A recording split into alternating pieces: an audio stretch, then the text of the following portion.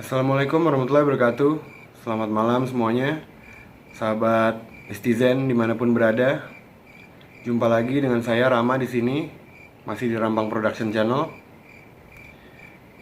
Pada malam ini ada sebuah cerita yang pernah diceritakan oleh kawan saya, teman-teman. Ia mengalami gangguan goib, atau lebih tepatnya kendaraan yang dia kendarai ini ditumpangi oleh sosok kuntilanak, teman-teman, pada saat dia sedang perjalanan pulang dari kantor ke rumahnya. Namun sebelum kita masuk lebih jauh ke dalam ceritanya, saya mau ucapin terima kasih banyak dulu buat yang udah subscribe channel ini, yang udah like, yang udah nge-share dan memberikan komentar-komentarnya. Terima kasih banyak. Dan untuk yang belum, mungkin bisa diklik dulu tombol subscribe-nya, dinyalakan loncengnya, dan juga di-share video-videonya supaya kita lebih semangat lagi ke depannya dalam membuat video-video yang baru. Oke, mungkin nggak usah berlama-lama lagi, kita langsung masuk aja ke ceritanya, teman-teman. Jadi gini ceritanya. Teman saya ini namanya Yudi, teman-teman. Yudi ini bekerja di sebuah perusahaan yang bergerak di bidang percetakan. Dan dia adalah seorang desainer di perusahaan tersebut. Jadi pada saat ada orderan lagi tinggi gitu, otomatis mengharuskan dia untuk pulang lembur. Dan itu kerap kali terjadi memang. Dia sering banget pulang lembur, teman-teman. Nah, pada suatu malam Yudi ini ada pekerjaan yang dadakan gitu ya, orderan besar secara mendadak, dan harus diselesaikan malam itu juga.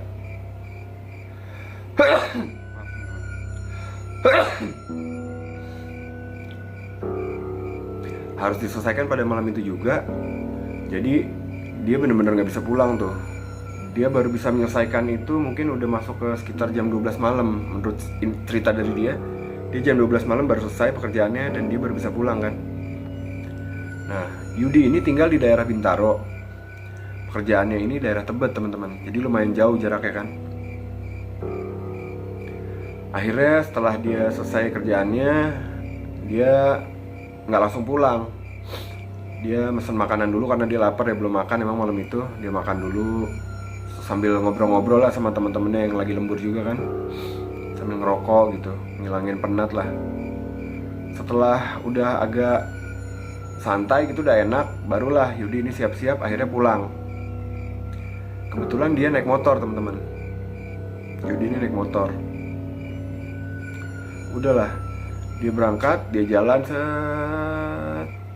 Nggak ada apa-apa tuh di perjalanan. Dan memang karena udah malam ya, jadi jalanan juga lancar kan, santai, enak, nggak macet. Sambil dia dengerin musik gitu.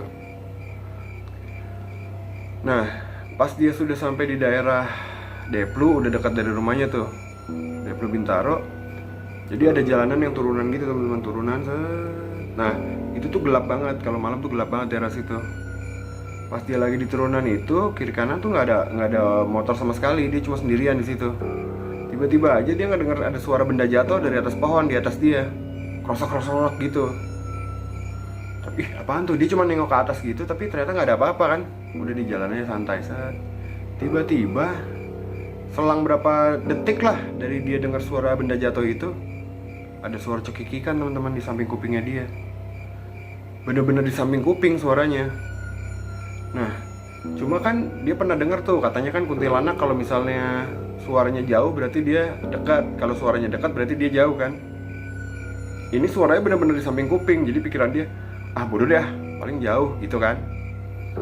Dia jalan nih, tapi suaranya nggak hilang-hilang, benar-benar terus-terusan. Terus-terusan, teman-teman.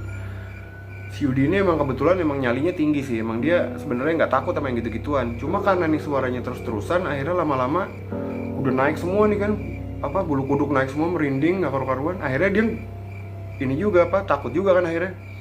Udah nih set, dia lama-lama ngebut, makin lama makin ngebut. Nah, pas dia lagi ngebut itu, dia ngelihat di sebelah kiri jalan itu kan, ini di jalan raya, teman-teman. Jalan raya. Dia ngelihat ada warung rokok yang ada anak muda gitu lagi pada nongkrong. Dia ngelihat dari jauh kan. Udah pikiran dia, gue mampir dulu deh gitu kan, menenangin diri. Pada saat Yudi ini ngedekat ke warung itu set, belum sampai, belum berhenti, baru deket dari jauh nih anak-anak yang nongkrong itu mungkin ada sekitar 5-6 orang. itu ngelihat ke arah motornya si Yudi ini kan, kira-kira jarak 3 meter lah, belum sampai bubar langsung yang pada nongkrong, bubar kan. Nah begitu mereka bubar langsung sadar nih teman saya ini, si Yudi ini langsung sadar. Berarti walaupun suaranya dekat tapi ini emang bener ada di belakang dia kuntilanaknya. Tadinya kan dia masih rada tenang karena pikiran dia kalau suaranya dekat kuntilanaknya jauh kan. Ternyata enggak teman-teman, ternyata orang-orang yang pada nongkrong itu pada bubar langsung. Otomatis panik juga kan. Untungnya dia masih bisa ngendalin motornya karena itu tadi yang saya bilang tadi, dia memang kebetulan nggak takut sama yang gitu-gituan. Untungnya, basicnya sih sebenarnya dia nggak takut. Tapi karena memang udah fix itu ada di belakang dia, mulai keder tuh dia tuh. Dan itu berlangsung lama teman-teman. Dia jalan terus, dia ngebut akhirnya, pokoknya dia langsung menuju ke arah rumah lah. Sambil baca-baca dalam hati, baca-baca segala macam lah pokoknya. Dan apa namanya, jadi dia tuh pernah, teman saya yang namanya Yudi ini, dia nih agak apa ya, dia suka mempelajari tentang yang begitu-begitulah. Jadi dia pernah dapat amalan gitu dari gurunya. Kalau misalnya lo lagi ngadepin yang begini, kata gurunya dulu, lo baca ini, mereka pasti bakal hilang gitu. Dia baca terus tuh dalam hati, tapi nggak hilang-hilang juga. Udah saat jalan, akhirnya sampailah Yudi di rumahnya.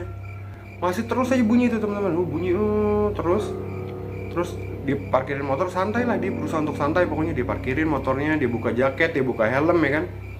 Udah dia jalan ke dalam kamar, tek masuk ke dalam rumah. Orang-orang rumahnya kebetulan udah pada tidur, dan dia juga nggak berusaha ngebangunin orang tuanya kan, takutnya orang tuanya udah pada tidur, dia nggak mau ngeganggu juga. Hebat ya. Kalau misalnya saya yang ada di posisi itu sih, saya pasti udah teriak-teriak tuh, udah panik. Udahlah, akhirnya dia dengan santainya di kamar mandi, dia wudhu teman-teman, dia wudhu. Terus dia sholat. Sepanjang pas lagi sholat itu udah sempat hilang tuh suaranya. Sholat, begitu udah selesai sholat, udah salam gitu, baca doa selesai, bunyi lagi teman-teman, bunyi lagi gitu. Udah kan, akhirnya Yudi cuma ngomong ini doang. Kamu mau ngapain sih? Jangan ganggu lah, tolong, saya kan gak ganggu kamu, dibilang gitu. Kalau memang kamu tadi niatnya cuma mau numpang, ya udah, saya cuma sampai sini, saya nggak mau pergi lagi. Mendingan kamu pergi deh, jangan ganggu saya, digituin sama Yudi. Masih terus bunyi, terus akhirnya Yudi, udah pokoknya kalau misalnya kamu nggak mau pergi juga, kamu bakal saya bakar, digituin sama Yudi. Diem tuh. Terus sempat bunyi sebentar, nah Yudi langsung jalan ke arah tempat tidur kan.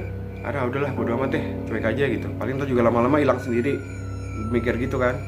Akhirnya si Mas Yudi ini ngerbahin dirinya di tempat tidur, masih bunyi, terus dia bacain amalan yang dikasih sama gurunya itu kan. Bunyi, lama-lama terakhir suara teriak teman-teman, gitu, teriak, zep, udah hilang habis itu. Baru tuh pada saat Mas Yudi udah di kamar bacain amalan itu, akhirnya si kuntilanak itu udah gak ganggu lagi, udah ngilang, udah gitu aja. Sampai akhirnya dia bisa tidur sampai besok paginya. Nah besokannya dia mampir ke rumah saya, itu dia ceritain pengalaman itu. Semalam gue begini Ram, gini. Saya cuma geleng-geleng kepala doang. Gila lo, asli lo hebat lo. Gue mah kalau jadi lo mah udah ngetawa deh, udah pingsan kali. Saya bilang gitu sambil ketawa-ketawa kan. Saya bilang ya udahlah, untungnya tapi untung hilang ya. Tapi lo yakin kan dia udah hilang kan? Nggak ngikut kesini kan? Ntar dia nemplok di rumah gue lagi. Saya bilang gitu kan. Enggak, udah tenang, aman, udah nggak ada kok, dia udah balik lagi ke rumahnya katanya gitu. Jadi emang rumahnya di daerah yang tadi saya bilang jalanan turunan itu memang. Cuma emang iseng nih, makhluk iseng, dan kebetulan di situ lagi sepi, yang lewat cuma dia, cuma teman saya ini, ya nemplok lah di tempat teman saya ini. Mungkin karena memang teman saya juga suka mempelajari yang gitu-gituan kan. Nah itu kan katanya suka narik makhluk goib juga kalau misalnya kita memang belajar yang gitu-gitu gitu. Udahlah, setelah malam itu sih Mas Yudi untungnya udah nggak pernah ngalamin kejadian kayak gitu lagi. Jadi ya dia bersyukur lah, sepanjang perjalanan itu masih dilindungin juga sama Tuhan. Walaupun keadaan takut, tapi dia tetap bisa ngontrol motornya kan, jadi nggak sampai kecelakaan gitu teman-teman. Oke teman-teman, mungkin untuk malam ini ceritanya cukup sampai di situ dulu. Apabila ada kekurangan, saya mohon maaf. Dan apabila ada saran atau kritik, bisa ditulis di kolom komentar. Atau bisa juga kalau mau kirim-kirim cerita, kirim ke email kita di rampangproduction@gmail.com. Atau bisa juga DM kita di Instagram dengan username rampang2021. Oke, terima kasih banyak. Wassalamualaikum warahmatullahi wabarakatuh.